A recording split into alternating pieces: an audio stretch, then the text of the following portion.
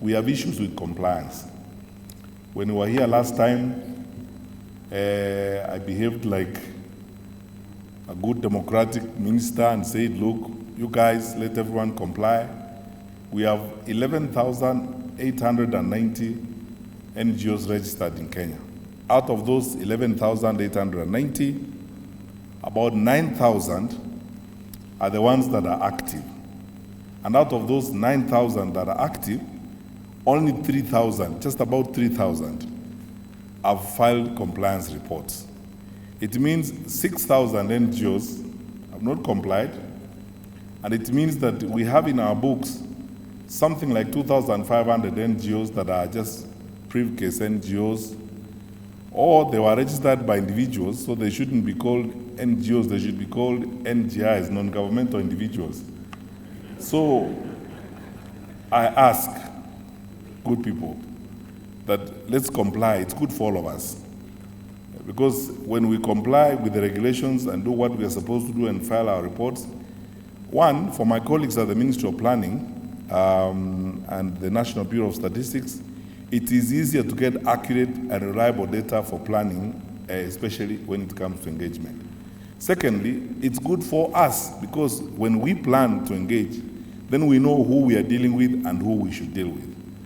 And of course, thirdly, it's easier for us, now speaking as a security minister, to know that there are no people around who are being misused by terror organizations to masquerade as civil society organizations, but they are conduits for illicit funds and illicit resources that are going into radicalization and recruitment for terrorism.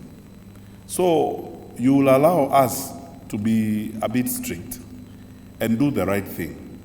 Because as we say on one hand that we want to support you and do everything that you want done, we must also agree on the other that we also have to be obedient to the law and we must comply. And I want the board to understand this. Let us give each other another 90 days.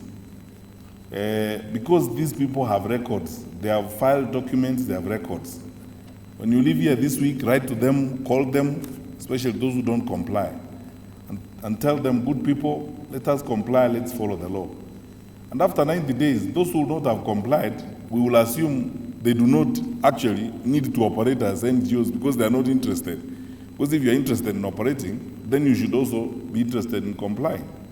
And there are provisions where if you have certain challenges to your compliance, you can go to these wonderful people here before me, the board, and present yourself to them and tell them, good people, I have challenges to comply with ABCD. Allow me one more year before I go ahead. And I also want to ask the board that for those organizations that come to you to seek a moratorium, as long as they present reasonable cases, please give them that moratorium. We don't want to be unreasonable and hurt anyone out.